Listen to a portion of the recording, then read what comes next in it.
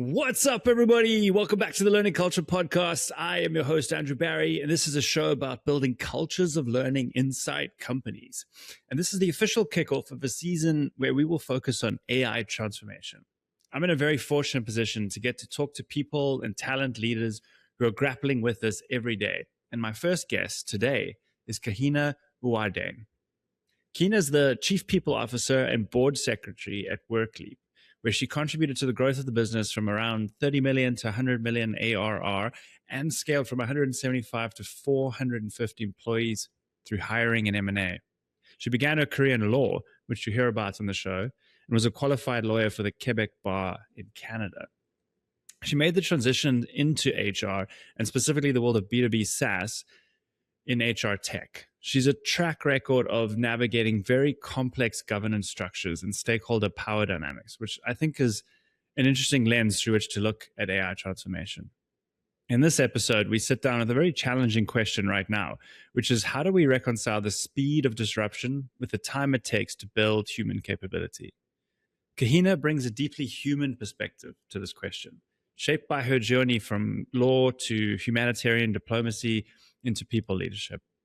We talk about why people leaders need to get comfortable being behind, why vulnerability may be one of the most important leadership behaviors right now, and how Workleap is building AI capability through company-wide experimentation, including Claudathons, workshops, and license rollouts, and even AI fluency in their hiring bar.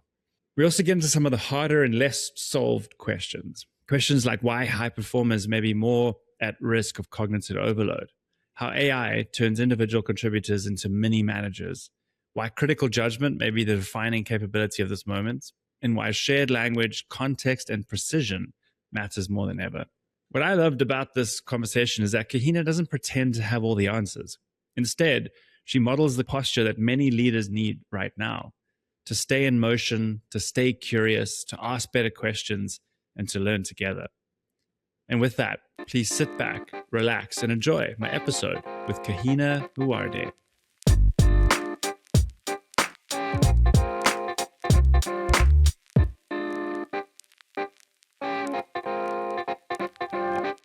Kahina, welcome to the show. Thank you. Very happy to be here. Yeah, I'm excited to dive in. So, you started your career in law. You have an LLB, an LLM. You were a member of the Quebec Bar, and you've worked with some incredible organizations like the Canadian Red Cross, PwC, Lawyers Without Borders. So your career is steeped in the legal side, but you're sitting across from me now on this virtual call as a people leader at Workleap. How did you make the leap from the law, the legal profession, to the legal function to people? It's a great question that I get asked often. I really believe, I heard one day that our career ends up looking much more like our personality than what we actually studied. And I'm a good reflection of that. I've always been interested in gathering people, gathering projects, and kind of building a whole bigger than the sum of its parts. And so when I was practicing as a lawyer, there was something that was very difficult in terms of energy circulation, because I was not building by bringing people together, but I was rather in a confrontational process, right, where you're fighting against. And that was something that was not aligning well with my personality, but it took me a really long time to realize that. So the last, as I say, experience in that field when I was doing advocacy work, so humanitarian diplomacy with the Canadian Red Cross in Haiti after the earthquake, made me realize that, because my work was to try to influence the Minister of Health in Haiti to better organize and coordinate the international aid that they were getting from different countries and different institutional partners. And while I was trying to influence them by doing a better job at that, we were struggling ourselves to do the exact same thing with our own institutional partners. And so I felt that the irony was too big. And I started getting interested in how can we work better together so that I can then maybe lecture others as to how they should do that. And so again, I'm an idealist, and to this day I am, thinking that if we can change the world one organization at a time, what I can do at an organization level, maybe I can bring it at the city level and eventually at the country level and whatnot. Why not to the whole world? So that's been the journey. And then I discovered change management, organizational design, and development while reading books, trying to do a better job internally in my own organization. And then I realized that there was actually a whole field of work that I had never studied, never heard of. And then, the rest is history. I think a lot of us get into this profession in that way, like drawn to the people side, the excitement of bringing people together to think through problems and help people realize their potential, all of these kind of things. So yeah, okay. So this is going to be a good background for the conversation today. What are we going to talk about? So you and I met just before this, and we can't. You posed a question that I think everyone is grappling with right now, and the question is, how do we reconcile the speed at which everything is moving, the world, the competition between the AI labs, between companies deploying AI? So the speed, how do we reconcile that speed with the need to develop the human capability, which is playing catch up right now to a lot of like the model development and all of that kind of stuff. And it's all in the context of just constant change. I saw this great line on LinkedIn the other day, like change is not an event anymore. It's the environment. It's everything, right? Okay. So I'll state that again. How do we reconcile the speed of disruption with the time it takes to build human capability? Why is that a question you keep coming back to? Because that's our day to day. That's exactly what we're experiencing every day of our lives. I mean, to answer partially your question, I think it starts with owning the fact that we're going to be behind all the time in our day and age. Like technology, AI, the machine is going faster than humans, just reality. And my colleagues who are the closest to the new technology development, like the ones who are like AI engineers and AI directors and so on, are the ones that are most frightened by the speed at which this is developing. So this means that it is really going at the speed of light.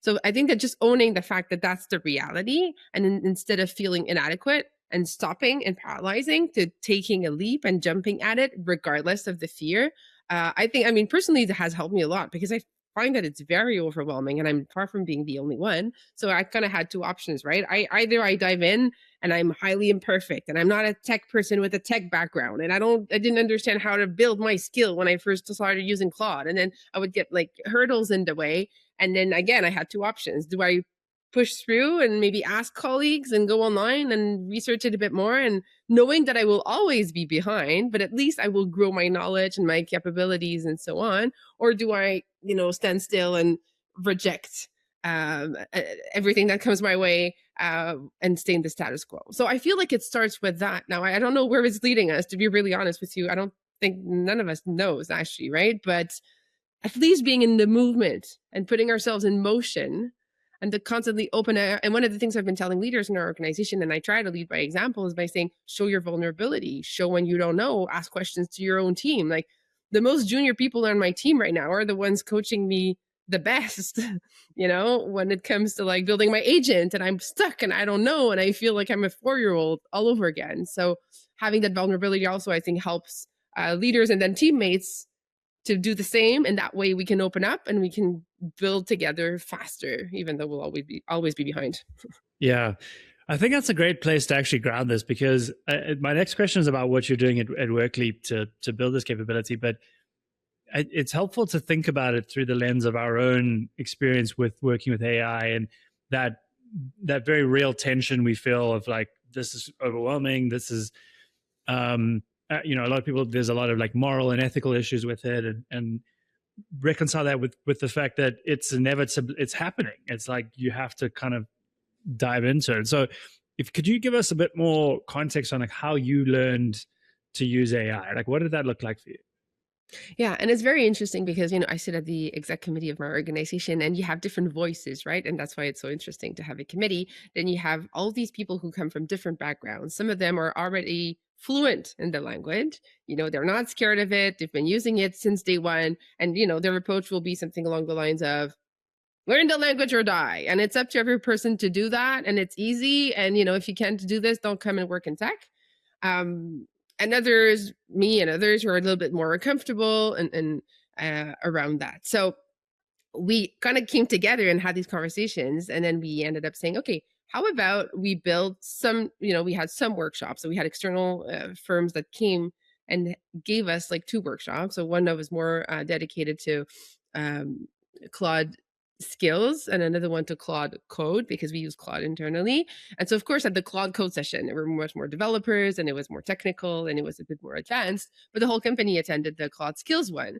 And so we had like an hour and a half session. It was also recorded, people. And I actually went back to it 3 times, because as I was building my first skills, I would pause and go and listen and stop and come back and then Yeah. ask a colleague. And I needed a slower pace. And I was not the only one to kind of go back at it. So that was like step one. But then step two, we have we are a remote first company based out of Montreal, Canada, but we have employees all the way through Canada and also in the US. And we gather 2 times a year all of our employees in Montreal to do some strategic alignment, work within our own functions, and of course a little bit of partying. And so what we said was, okay, we're going to use this occasion that we have, and that's what we did in April. And we're going to do a Claude-a-thon. So it's a hackathon, but like through Claude. And then we had the whole company. And then we asked a very specific and concrete question. How can you improve your operational efficiency by lifting hurdles or blockers that get in your way in your day-to-day?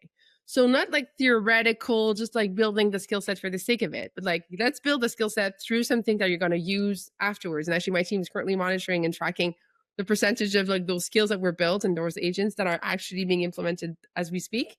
Also to measure a little bit the ROI of our initiatives, because I think it's important. And so what happened was, I ended up being in a team of 6 people amongst the different departments of my function. And again, I was like the slow learner. Maybe we were 2 that were falling behind, but then people coaching us around. And after 2 days, what happened was I was not scared anymore. And I mean, it might sound funny, but then I realized that I was far from being the only one. And I would bump into people like, to go to the restroom, and like employees who are much younger than I am, who were telling me the same thing from other departments, whether in revenue, in marketing and sales, like and finance. And I was thinking, oh, okay, like this is much more widespread than we thought. I think that people had a bit of discomfort to share how uncomfortable they were with the AI, because we work in tech. But the fact that we kind of made it mandatory to everyone helped people kind of take the leap and discover. And since then, so for us, the other metric for like success is, how often do you use it? And then of course we have reports of, because now we've opened the gates to everyone in the business, and we've said for 1 quarter, everyone has like, it's an open buffet. We're going to revisit after a quarter. As everybody knows, AI is very expensive, but we really wanted everyone to kind of like dive in, experiment, try things out, no constraints, and nothing, just go at it and learn the language. And after 3 months of immersion, maybe we'll readjust, and maybe for some departments we'll allow more tokens than for others. Obviously product and tech is at the, and they're also the ones that are consuming the most, which is normal, but we allow that to happen. So now we're finishing the quarter in a few weeks, and we're going to see how we evolve from that. For example, right now my team is in charge of building best practice and guidelines. Are there ways to use AR that are a little bit less expensive than others? Maybe for certain things I should use Copilot because I'm in the O365 environment, and then Gemini for this is better, and maybe not a Flag 5 for everything that, if I needed to build a PowerPoint deck. So learning, and that's where we're at. Yeah. So this is fascinating. First of all, I think you touched on the single best way to learn any of this type of stuff, and that is through each other, to learn alongside people, right? Like that is the number one way people learn. And it's you just because I mean, it's not even the instructors that you had. I'm sure they basically got the conversation going, showed you a few use cases, but I'm betting you learned the most from those people around you. So yeah, I think that's a really cool point.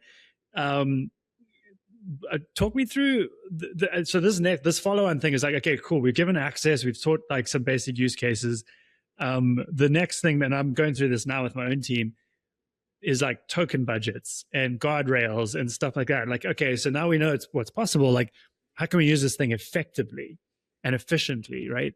How are you thinking about that? You touched on it a bit, but anything more you can say?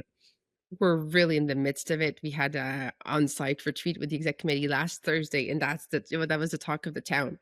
What does productivity and efficiency look like? And again, it's different from one department to the next. On the product and tech front, we're looking at throughput, and we're looking at PRs, and we're looking at the number of PRs that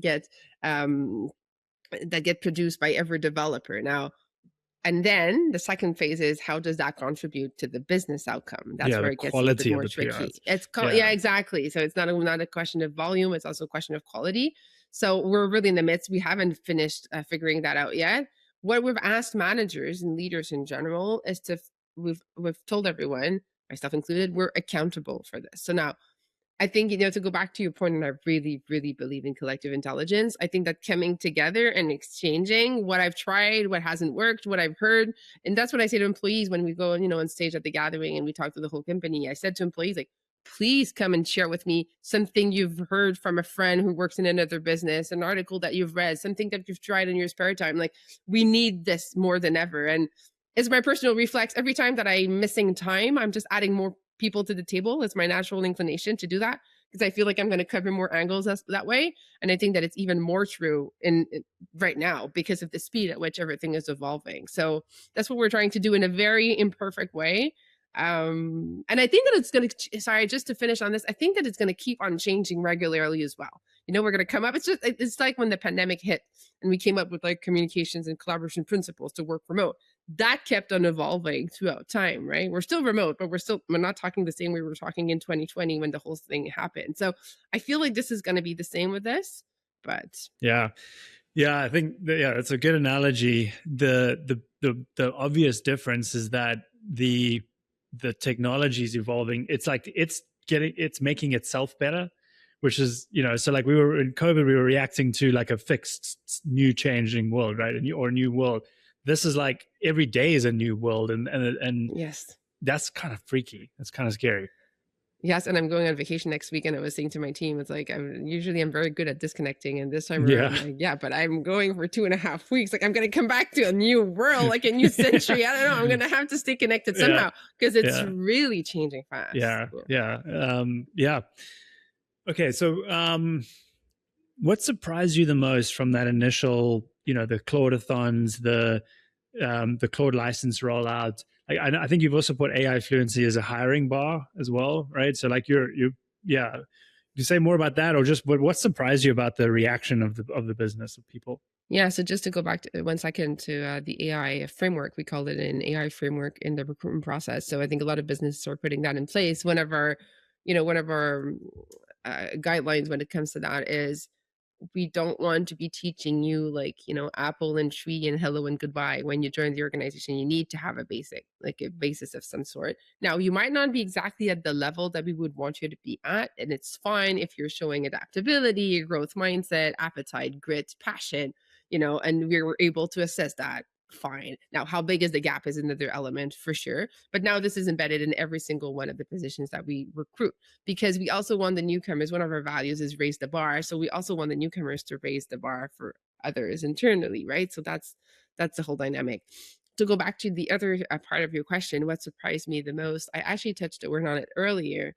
It's the fact that I was surprised by the quantity of people who kind of admitted to me afterwards that they were extremely overwhelmed by AI. I feel like everybody felt that they couldn't say that because you want to show Yeah. that you're a good employee, that you're performing. That's something that it was sticking with me. Another thing is not something that I experienced myself, but it's something that I read through research, and you might have read about this as well, is that with AI in our lives, sub performers are becoming average performers because AI is helping them out, but high performers are getting cognitive overload because they're kind of like reaching out to so many things at the same time because they have all these ideas and they're building all these skills or these agents. And then there's like the context switching that gets extremely tiring. So, how do we keep our top performers at a level of energy that's sustainable for themselves and for the business? I don't know yet. Yeah, this is such a good one. I mean, we could have the whole episode about this because, yeah, I mean, I feel like this as well. Like everything is possible. So I have so many different, Claude sessions open and context windows, and I'm just like, oh well, let's do like an SEO audit of our website because that's possible now. And then, you kick it off, and it's like it's the last mile. That's always you have to get in and be the person that makes the decision Yes. and bring the judgment. And that when you've got 15 different things you kicked off, that's Yes. impossible. Yes. And that's the thing. And again, I think we were chatting about this last time, and it's everywhere all around us, but it is true. we are replacing, junior positions or entry level positions by AI, by agents and skills and whatnot. And then we need the senior expertise to be able to review the work of the agent or the skill. So then how do we, for now it works, but like 10 years down the road, how does that play out? And IBM went back and they said, you know what, we're going to do things differently. We're going to hire 3 times more entry level job developers than we wanted to. And we're going to have them do something different. They're going to talk more to customers. They're going to do other things than just coding because we want to win the long-term game and maybe have the means for that to be able to kind of win the infinite game. But it's a real question. Like we do need to review. And that also leads me to another point that I'm seeing every day in my work, and probably you too, the accountability that people need to feel with the whatever Claude GPT or what else produced. It's still on you, buddy. So you'd better review the work of Claude. And it is a different type of work because it's reviewing, it's challenging, it's correcting. It's a manager's job in a way. Yeah, it is a manager's job. It's a manager's job for everyone. Everyone has to take on a management skill set. Yeah, IBM, you mentioned JP Morgan, they told me something similar. The head of their HR at their private bank, a similar thing where they're doubling down on new hires, which is interesting. Yeah, so we're not parallel processes as humans. Like we are sequential thinkers. You cannot have 15 different things going. You have to do them one at a time, and you've got to bring a point of view, and you've got to know what good looks like. And these are all things that you build up with experience. And so in the context of all of that, if I had to ask you, what is the biggest capability gap you're thinking about right now? Like, what is that? I feel like saying critical judgment in the sense that that's what I'm observing these days. It's like, do I have the critical judgment to decide when to use AI, what type of AI to use? Am I killing a fly with a bazooka here, or am I using Yeah. the right tool to get to the result that I need to get to? That is one thing. And then reviewing the work. And it's interesting because I've been hearing that we shouldn't call this a Claude a he or a she, like it should be an it. Like we should remind ourselves that it's a machine and that it's a language tool, that it's not an intelligent human being, right? But it's in the way that we talk every day, we're referring to him. Like he told me, right? So there's like something along those lines that I feel is kind of blurring our ability to take a step back and critically judge what the machine is telling us. Because also, and I think that speed is not helping us either. Because even in our own company, we said we want a 2x, we want 10x, we want everybody, because the whole ecosystem is going faster. So now if you're not going faster, you're going slow, period. So how do you make sure that you're able to keep that critical judgment and to take that step back and to have the perspective while having to speed things up constantly? So this mix of going really fast, it's like that book, Thinking Fast and Slow, like at the right time for the right thing. I think that's the most difficult capability. Yeah, and that was one of the main takeaways of that book was that we've got to like train ourselves to think slow, to go and get into that deeper level of thinking. And so this is like very top of mind for me because the promise of AI is that everything can be so much faster, but I'm actually starting to find that it also comes out confident. Like its mastery of language is so high that whatever it says, it's so confident. It's very hard to tell if it's not true. So you've really got to sit with it and sometimes like go for a walk and like think through it a bit more. Like I find like if I'm too into like reading what Claude's writing, I'm like too into agreeing with that, and like, and yeah, like what do you want? Yeah, because I have a follow-up question, but like I want to hear what's your like first reaction. I just wanted to, just on that, just to piggyback on what you're saying, like one thing that I've also observed is that sometimes when I start challenging it, yes, I get like a very candid answer. Oops, you're right. Yeah, I fucked up. I messed up. I made a mistake. And I'm exactly. like, really? Like, what? Yeah. All of this writing. Okay. Yeah. So it's like, to what extent should I doubt about this stuff? Because you did not give me any indication in the way that you, Claude, phrased that there was doubt. Right. So the reason why I doubted it was because of other information I collected elsewhere, or because I had previous knowledge and so on. Right. So that's where it gets super. This is why it's so dangerous. So my follow-up question as someone who's in charge of a people function is, how do you, with a technology that promises speed and volume of output and all that, how do you give people space to like, hey, just work on one thing at a time. Just take an extra day with this. Like, can you do that? I haven't figured that out yet, to be honest with you. I feel like there's like a natural movement that's starting to happen where, it's like you've registered to run your first marathon and you're running it at the speed of a 5K. And then after 5 kilometers, you're like, oh my God, I'm not going to be able to keep the same pace to go through the whole marathon. Like that's a little bit what I'm starting to feel, that I don't need to impose. It's more like, oh God, I don't have the cardio to run the pace that I was at for the first 5K to go through the whole thing. And so there's something that's kind of naturally, even at the leadership level, where we were all so hyped and excited, and especially the product and tech leaders who were like up there, like leading the whole parade. They're also realizing it because they're also living it. So there's something natural. I don't know how it's going to continue to evolve, but I'm already sensing, just also because I don't know, it's like we need to sleep and we need to drink water and we need to eat and we also need a moment. Like I I feel like it's organic. I don't know. I might be wrong, but Yeah. No, you're right. And I don't think there is, I don't think anybody has like a clear solution to this yet. It reminds me, there's a quote, I've actually got it up here. I might have to turn around to read it, but it says, it's from John Maynard Keynes. And he wrote, for the first time since his creation, man will be faced with his permanent problem: how to use his freedom from pressing economic cares. Now, he obviously wasn't referring to AI, but it's like, what do we do with this extra time? Like, so we're filling it now with like, well, I'm going to get another chat window open. I'm going to do another thing. I'm going to start an SEO audit because I've got all this extra time. But then most of them end up unfinished. So like he's saying is like, it is very existential, right? It's like our real and permanent problem: how to use our freedom from pressing economic. What do we do with all this extra time? And I don't know about you, and you just mentioned it, but when I look around me and in my business, and I speak with a lot of people who do the same job as me in other organizations, and we're all saying the same thing: no one has freed up time with this. Right. No one feels like they have, because we filled second. it. Yeah, we're filling it. So that's what I'm wondering. And again, it's very existential and philosophical, but like, is there a moment, like, is there a rupture point where you kind of realize that it's not, you can't go faster than this? You can't open yet another window to do another, have another skill running. The capacity, like, of the computer has just maxed out. That's what I think is going to happen. But again, I'm just doing assumptions here. I'm not reading into the future, but I can't imagine that it's going to keep on going indefinitely.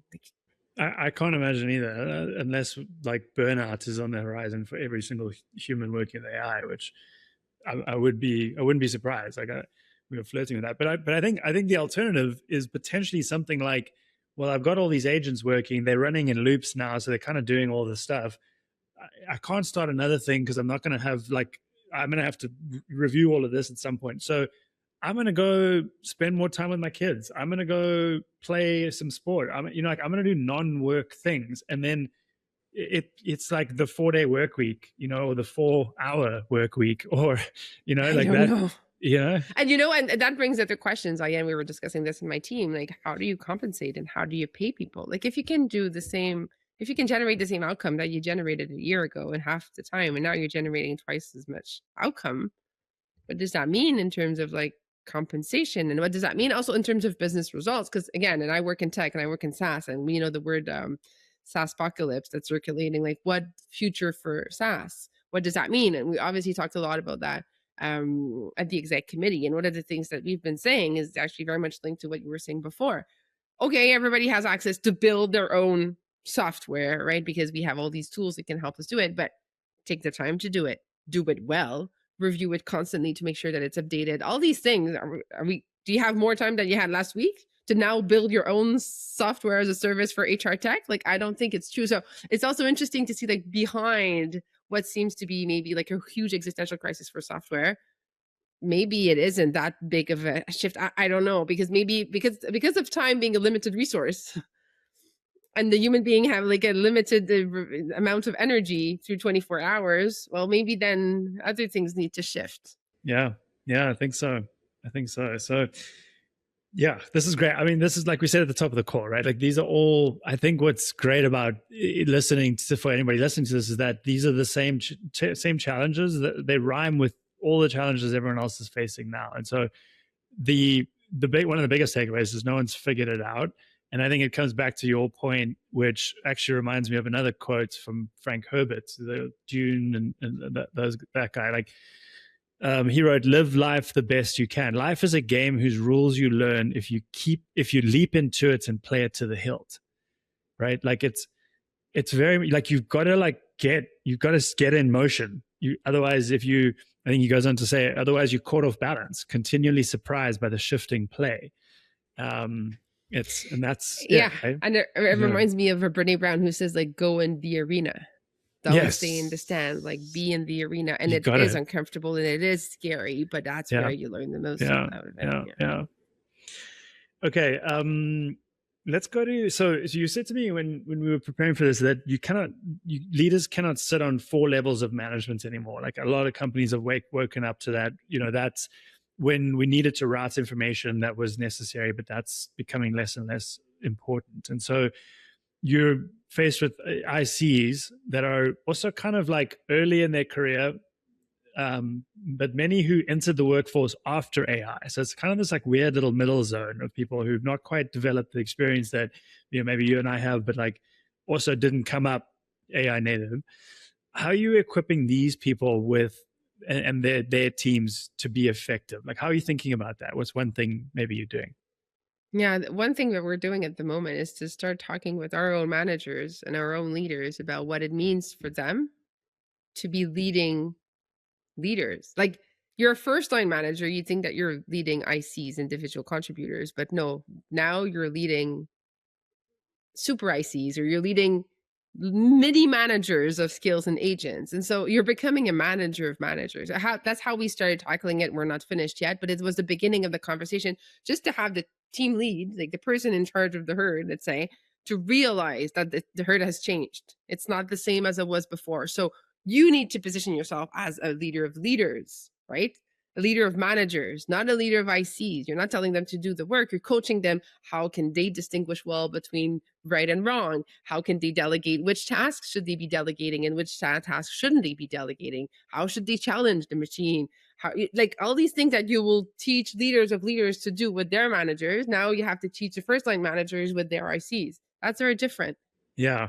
And then I think it comes back to that capability you mentioned as well, critical judgment and being able to like, I think this is also a big open thing, is how do you teach judgment? How do you get that to kind of filter down? And one thing I want to maybe bring in, or do you have a take on that now? Because then I want to kind of bring an angle from your background. No, go ahead. Well, yeah. So I feel like, so one thing we've talked about, you're trilingual, I think, right? Yes, quadrilingual, but yeah. Yeah. So you speak a lot of languages, and you've said to me, you shared this example about a leader on your team that was told they were too in the weeds by one person, and then they were told they were not getting their hands dirty enough by another person, and that what getting your hands dirty and what in the weeds means to people is different, right? And so, but it points to a bigger thing of language, like the importance of language and a shared language amongst the team. And so your example of like getting leaders to think of themselves as now like leaders of leaders, like that's a language shift as well that helps them think about how they might show up differently. I know this is a big part of your background and international law and all of that as well, and you've worked with a lot of diverse stakeholders. Like, what do you see as the importance, the role of a shared language in everything we've been talking about?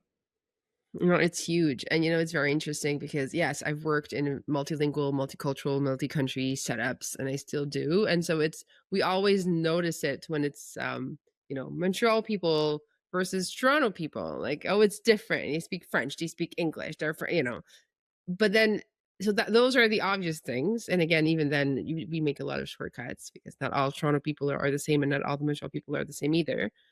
But then when it comes to, like, let's say 2 natives of the same language, we assume that we will have the same definition of word. And that's where I've noticed it so much throughout my career, how much time and energy we waste because we did not take that 5 minutes to agree on what it meant. And that's something that, I was talking about this with colleagues last week. We were saying, like, I was talking about critical judgment, or maybe I should just call it judgment, when to pick up the phone and just have a 5-minute conversation to clarify the terms that we're using. we would save ourselves so much time. And I feel like sometimes we don't want to sound or feel dumb by asking a question that we believe is so obvious. But many times it is not obvious. My interpretation of the word, again, going back to being in the weeds and having the hands dirty, and in that specific case, I wasn't able to get all the data. But what I was saying to the person was, because that person was kind of saying, well, I'm hearing two opposite things here. This does not make sense. And then my answer was, what did person A mean by getting the hands dirty?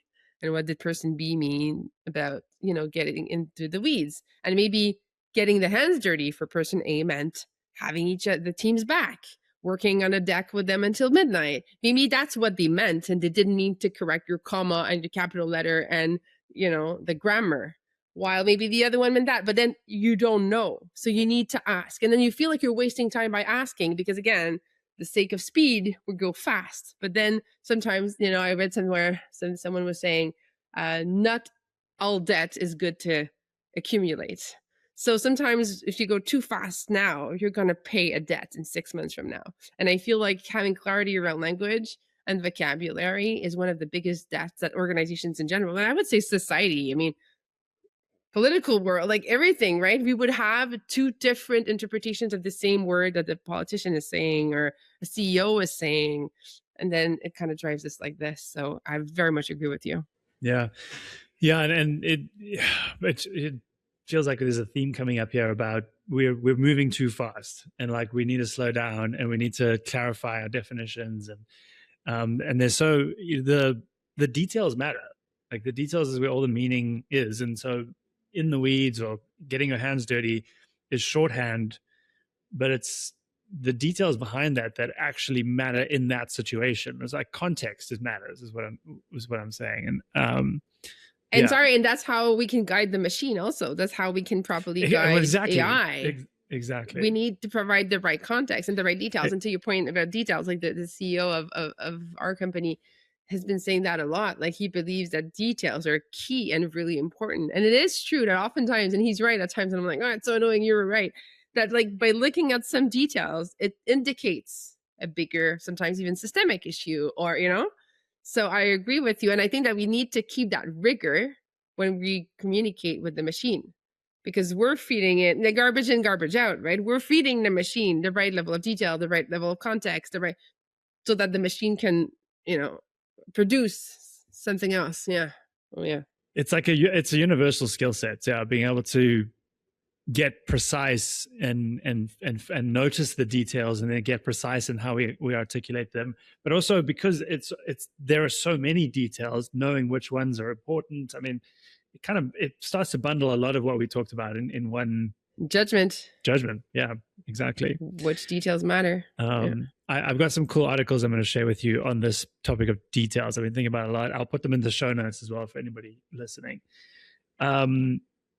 Yeah, I think the last thing I was to say on that is that the shared language thing is, I thought a lot about how learning AI, and I think you actually kind of your reflections on the Claudeathon is what made me think of this, is that it's almost the team capability is almost more important than the individual capability, like the ability of a team to work together with AI, right? And that, like, the shared language is so key with that. It doesn't really help if only one or two people can use it really well.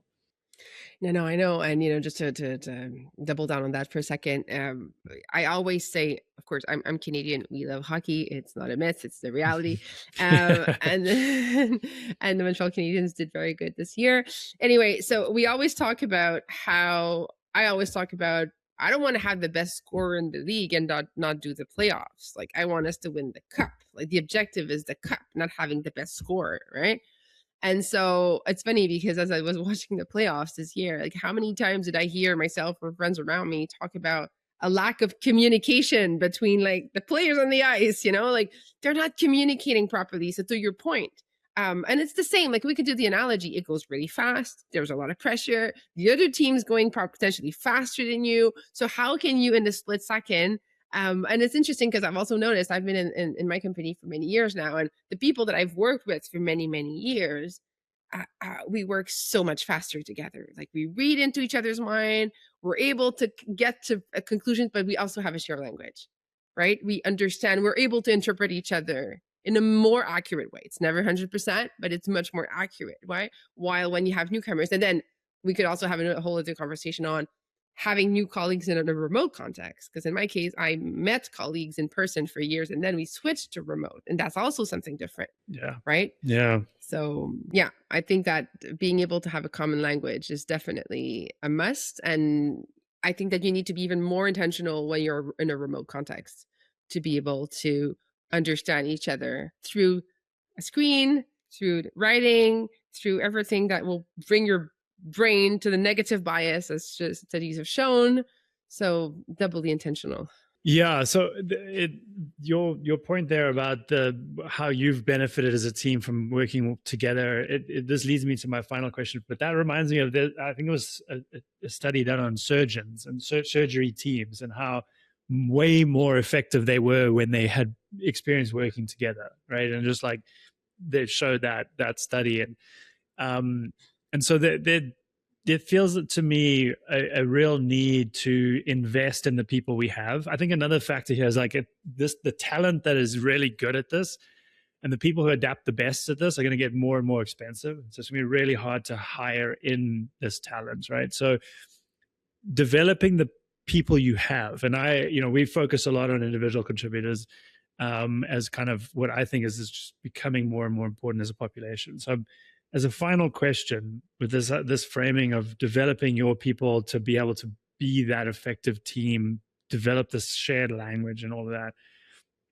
what is one thing you wish every executive knew or is thinking about now about developing people, and maybe specifically ICs, but doesn't have to be?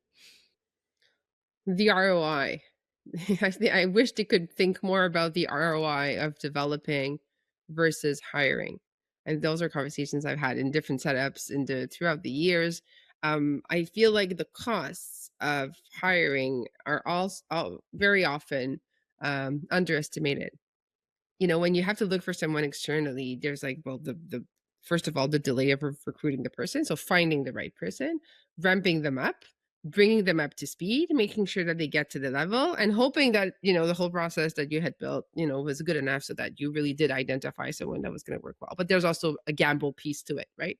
As opposed to like growing the people internally who are already aligned with your values, know the business, and even at times moving from one department to the other shows like greater like breaking the silos and making more interdependencies between different functions departments. So that's one thing that I want to do better, and I have work to do there to show the ROI of doing that compared to hiring. Because it is true that oftentimes we go at the bright, shiny object that's coming from outside, and that's going to save the day. And I've done it many times, and I've seen others do it as well. So that's what I would want every exec in the world to think about more.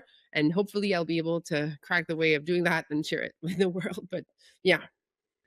I would love to help you with that. Let's do a study together. Let's keep in touch. Let's keep in touch. That would be amazing. Kahina, thank you so much for your time and for sharing your experience and for coming on the show.